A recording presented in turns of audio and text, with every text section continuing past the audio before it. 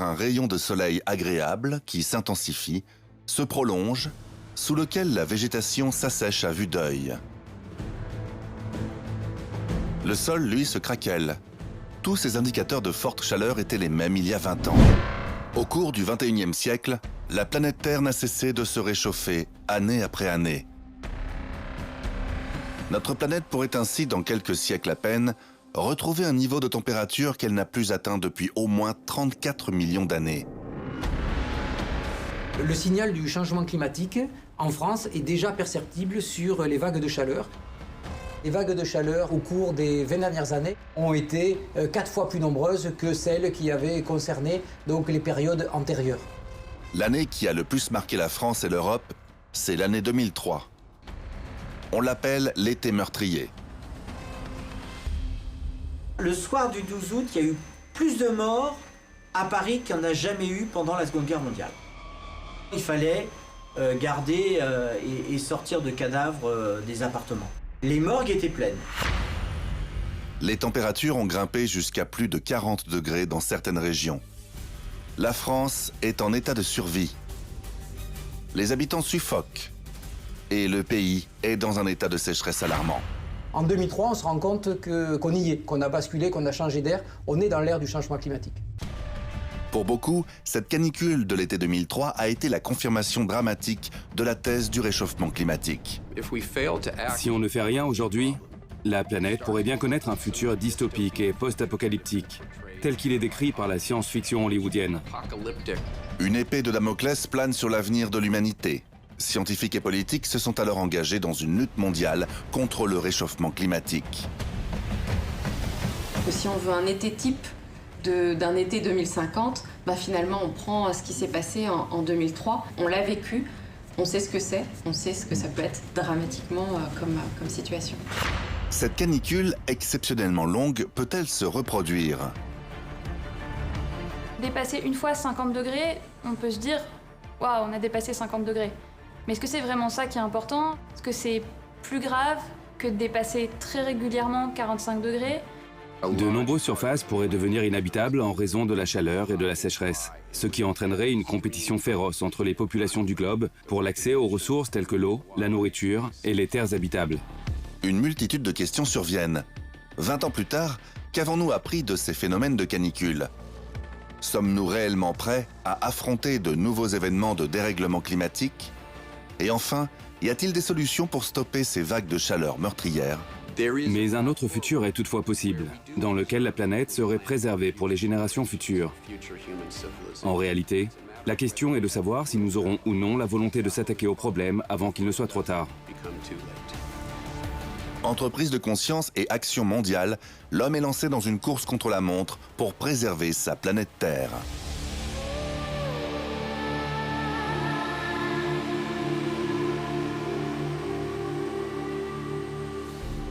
Tout commence par un rayon de soleil agréable qui s'intensifie, se prolonge, sous lequel la végétation s'assèche à vue d'œil. Le sol, lui, se craquelle. Tous ces indicateurs de forte chaleur étaient les mêmes il y a 20 ans. Mais cet été 2003, on ne savait pas encore comment qualifier ce qu'on définit désormais comme canicule. On dit pas le mot canicule à l'époque, on dit que c'est l'hyperthermie. On dit que c'est la chaleur. On parle de coups de chaleur, voilà, on tâtonne. On ne sait pas trop encore ce que c'est. Ce qui se passe en 2003, nous sommes bien loin de juste un été à la promesse estivale. Des coups de chaleur sont annoncés avec de très hautes températures, s'élevant sur plusieurs jours. Le mercure affiche des températures supérieures à 37 degrés. On ne sait pas encore que ces températures auront un impact considérable sur l'environnement, la société et la santé des personnes. À cette époque, on ignore aussi comment définir précisément une canicule. Les facteurs qui vont être importants pour définir une canicule, c'est d'abord sa durée, son extension spatiale et bien sûr son intensité. Et par intensité, je veux dire une anomalie de température conséquente par rapport à ce qu'on peut observer dans les moyennes saisonnières. Alors, depuis 2003, les scientifiques ont affiné et précisé la signification de terme canicule. En résumé, il faut que chaleur et durée soient combinées, impliquant des nuits chaudes qui s'enchaînent avec des jours intensément chauds. Et dans ces conditions, le corps humain se met en mode survie, en luttant sans relâche pour refroidir ses organes.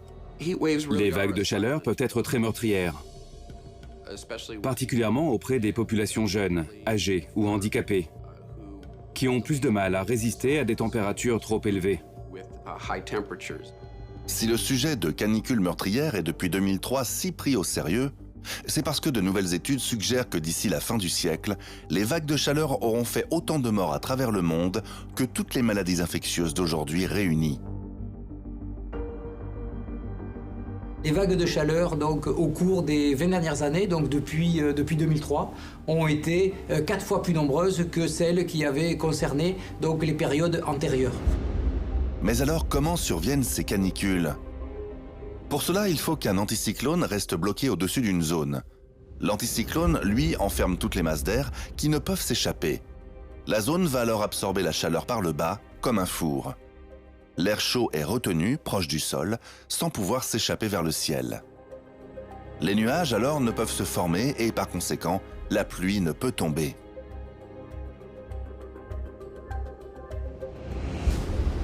Alors, sous la chaleur des rayons du soleil, cette zone se transforme en une véritable étuve, jusqu'à ce qu'une autre masse d'air assez puissante pour chasser l'anticyclone arrive. Plus la canicule dure, plus elle est meurtrière et plus les dégâts sont importants.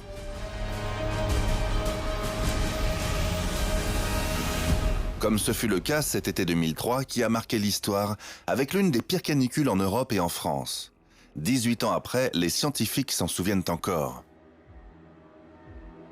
La tension est montée progressivement. On avait les informations par les sapeurs-pompiers de Paris. Les gens faisaient des malaises.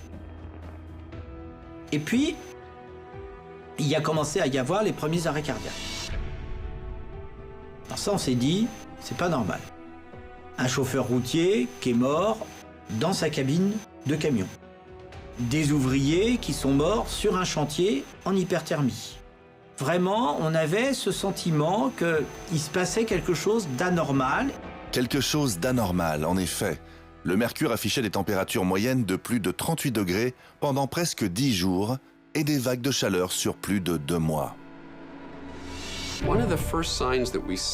Depuis la canicule qui a frappé l'Europe à l'été 2003, on sait que l'une des conséquences du dérèglement climatique est l'intensification et la multiplication de ces vagues de chaleur extrêmes. Les premières informations scientifiques sur les phénomènes de forte température ont commencé à être recueillies après les vagues de chaleur exceptionnelles de 1947. Et cet été 2003, avec le recul, on s'aperçoit que des indicateurs avaient pourtant annoncé la catastrophe bien avant le pic du mois d'août. En juin, on avait des signes avant-coureurs qui étaient liés à la sécheresse des sols en Europe de l'Ouest, puisqu'on a eu un printemps particulièrement peu pluvieux, donc les sols étaient déjà très secs. Et si on a peu d'humidité des sols, on n'a pas de phénomène d'évapotranspiration qui vont permettre de rafraîchir la France. Là où je vais commencer à me poser des questions, à l'époque j'habitais en très grande banlieue. Pour rentrer chez moi en moto, je passais à travers les bois. Et en fait, j'avais remarqué des trucs, les feuilles tombaient. Je me disais, c'est curieux, et il y avait des branches d'arbres qui craquaient, et je me disais, c'est quand même assez curieux. En effet, un phénomène plus qu'étrange.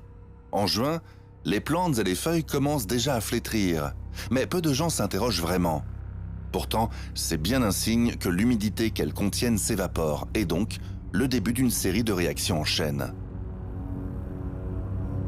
C'était aussi peut-être un des premiers épisodes qui nous mettait de manière aussi évidente le lien entre la sécheresse des sols et les températures élevées. Maintenant, ce sont des choses qui sont très connues, mais en 2003, on n'avait pas forcément anticipé le fait que cette sécheresse des sols allait pouvoir aggraver les températures de manière aussi forte que ce que ça a été. Et cette sécheresse du sol qui a fait monter les températures, nous la devons à une masse d'air chaud arrivant de Méditerranée qui atteint l'Espagne puis la France. Les températures observées en Angleterre et en France étaient dignes de celles que l'on voit habituellement en Afrique du Nord ou en Arabie Saoudite. Un système de haute pression normalement centré sur les zones subtropicales avaient migré jusqu'en Europe du Nord.